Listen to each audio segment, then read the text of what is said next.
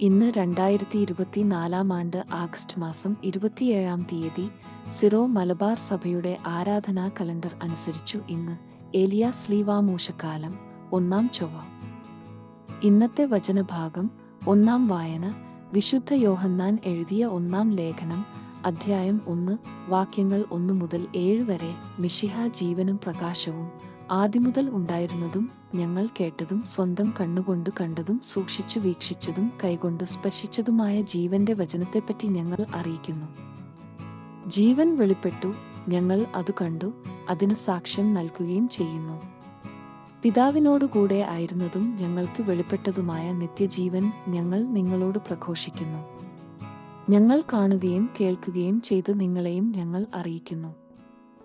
ഞങ്ങളുമായി നിങ്ങൾക്കും കൂട്ടായ്മ ഉണ്ടാകേണ്ടതിനാണ് ഞങ്ങൾ ഇത് പ്രഘോഷിക്കുന്നത്.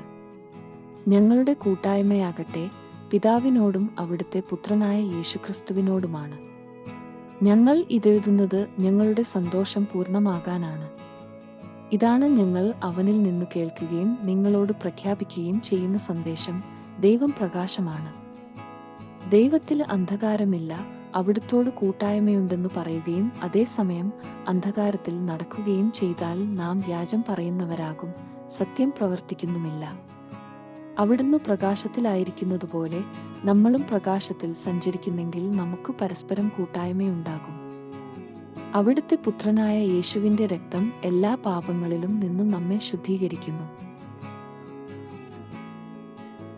ഇന്നത്തെ സുവിശേഷം വിശുദ്ധ യോഹന്നാൻ അറിയിച്ച നമ്മുടെ കർത്താവീശോമിശിഹായുടെ പരിശുദ്ധ സുവിശേഷം അധ്യായം 8 വാക്യങ്ങൾ 12 മുതൽ 20 വരെ. ഈശോ ലോകത്തിന്റെ പ്രകാശം. യേശു വീണ്ടും അവരോട് പറഞ്ഞു, ഞാൻ ലോകത്തിന്റെ പ്രകാശമാണ്. എന്നെ അനുഗമിക്കുന്നവൻ ഒരിക്കലും അന്ധകാരത്തിൽ നടക്കുകയില്ല. അവനു ജീവന്റെ പ്രകാശമുണ്ടായിരിക്കും. അപ്പോൾ ഫരിസേയർ പറഞ്ഞു, നീ തന്നെ നിനക്കു സാക്ഷ്യം നൽകുന്നു. നിന്റെ സാക്ഷ്യം സത്യമല്ല. യേശു പ്രതിവചിച്ചു, ഞാൻ തന്നെ എനിക്കു സാക്ഷ്യം നൽകിയാലും എൻ്റെ സാക്ഷ്യം സത്യമാണ്. കാരണം ഞാൻ എവിടെ നിന്ന് വന്നുവെന്നും എവിടേക്കു പോകുന്നുവെന്നും എനിക്കറിയാം. എന്നാൽ ഞാൻ എവിടെ നിന്ന് വരുന്നുവെന്നോ എവിടേക്ക് പോകുന്നുവെന്നോ നിങ്ങൾ അറിയുന്നില്ല. നിങ്ങളുടെ വിധി മാനുഷികമാണ്. ഞാൻ ആരെയും വിധിക്കുന്നില്ല. ഞാൻ വിധിക്കുന്നെങ്കിൽ തന്നെ എൻ്റെ വിധി സത്യമാണ്. കാരണം ഞാൻ തനിച്ചല്ല, എന്നെ അയച്ച പിതാവും എന്നോട് കൂടെയുണ്ട്.